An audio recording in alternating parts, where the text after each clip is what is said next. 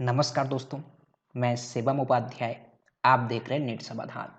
Net समाधान YouTube channel के अंदर जो वीडियोज़ आपको मिलते हैं, वो आपके काम की वीडियोज़ होते हैं। कहीं न कहीं, कभी न कभी आपको फ़ायदा ज़रूर पहुँचाते हैं। इसलिए अगर आपने अभी तक अपने नेट समाधान चैनल को सब्सक्राइब नहीं किया है, तो जैसे वीडियो प्ले होता है, ये रेड कलर का सब्सक्राइब बटन आपको वीडियो के नीचे दिखता है, जिसे आप क्लिक कर लीजिए। बगल में नोटिफ़िकेशन है, उसको भी क्लिक कर लीजिए ताकि हम जो वीडियोज़ बनाएँ, उसका नोटिफ़िकेशन आपको मिलता रहे। आप हमेशा अपडेट रहें। आज हम बात करने वाले हैं सहज सेंटर के बारे में, डिस्ट्रिक्ट लॉगिन आईडी पासवर्ड के बारे में। एक सहज की आईडी के अंदर यानी सहज पोर्टल के अंदर कितनी सर्विसेज होती हैं, कौन कौन सी सर्विसेज आप दे सकते हैं, सहज सेंटर की शुरुआत कैसे कर सकते हैं, क्या चार्ज आपको देना पड़ता है, साथ में क्या समस्या सहज के साथ में आती है, इसकी भी जानकारी आपको बताने वाले हैं। क्योंकि बहुत सारे कमेंट हमको आते हैं, जिसमें हर वीडियो में लगभग कमेंट आता है कि सर ई डिस्ट्रिक्ट की आईडी पासवर्ड कैसे मिलेगी, सीएससी के अंदर सहज की आईडी यानी ई डिस्ट्रिक्ट की आईडी पासवर्ड कैसे मिलेगा, कैसे लॉगिन होगा, क्या सर्विसेज होती हैं, लेना चाहिए नहीं लेना चाहिए। तो हमने सोचा कि एक कंप्लीट वीडियो बनाकर आपको बता दें सहज सेंटर है क्या, कितनी सर्विसेज होती हैं, कैसे लेना होता है, क्या समस्याएं होती हैं। तो जान लेते हैं। सबसे पहले हम बता देते हैं कि सहज सेंटर लेने के लिए क्या प्रोसेस करना होगा। सहज सेंटर लेने के लिए बस पैसा खर्च करना होगा। आपको पैसा खर्च करना होगा, पैसा आपने खर्च कर दिया तो आपको सहज की आईडी मिल जाएगी। सहज आईडी लेने के लिए जिनके पास में सहज सेंटर है, उनके पास में आपको जाना है।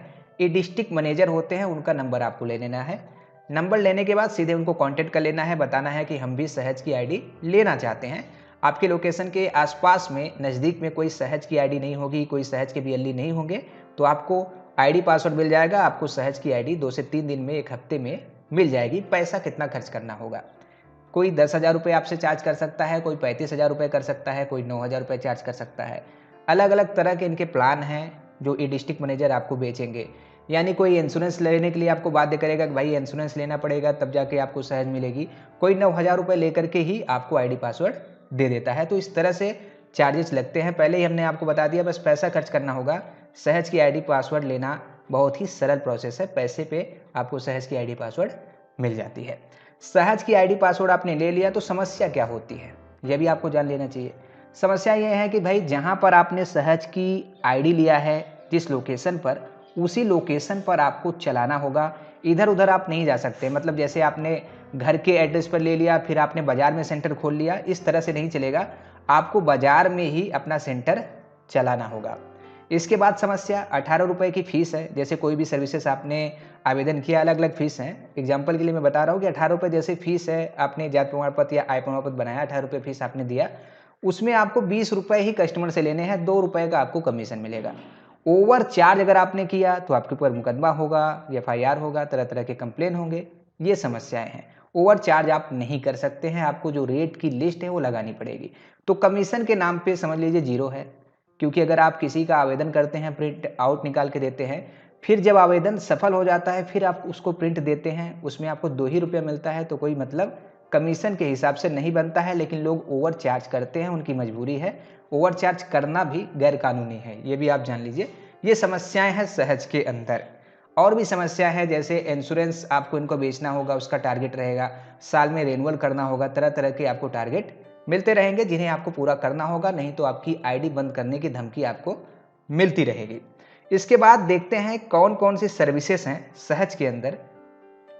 यहाँ पर आप देखेंगे तो हमने सहज की जो आईडी है, ये डिस्ट्रिक्ट की जो आईडी है, उसे लॉगिन कर लिया है। लॉगिन करने के बाद जो हमको सर्विसेज दिखते हैं वो देख लेते हैं। जैसे जाति प्रमाण पत्र हो गया, आय प्रमाण पत्र, निवास प्रमाण पत्र, जन्म प्रमाण पत्र, मृत्यु प्रमाण पत्र, विकलांग प्रमाण पत्र, हैसियत प्रमाण पत्र, इस तरह के सभी प्रमाण पत्र लगभग हम अपने कस्टमर को बना के दे सकते हैं।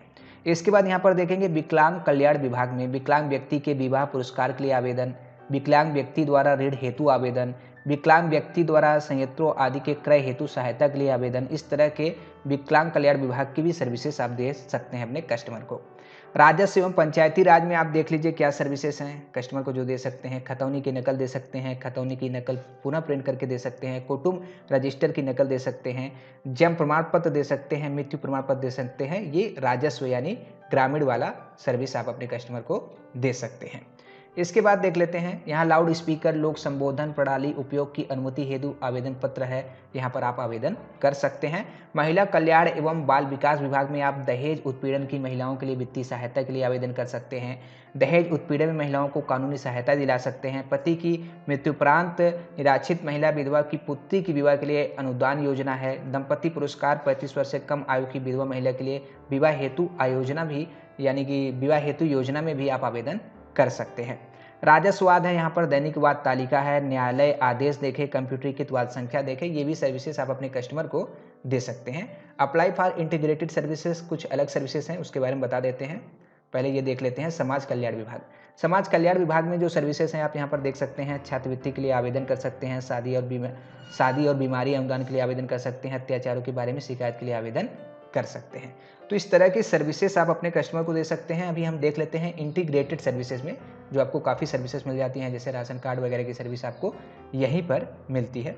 तो ये देख लेते हैं कि भाई यहाँ पर कितनी सर्विसेज आपको मिल रही है। यहाँ पर देखेंगे 29 डिपार्टमेंट की अलग अलग सर्विसेज आपको मिल जाती हैं, जो काफ़ी अच्छा है। सर्विसेज तो बहुत ही अच्छा है।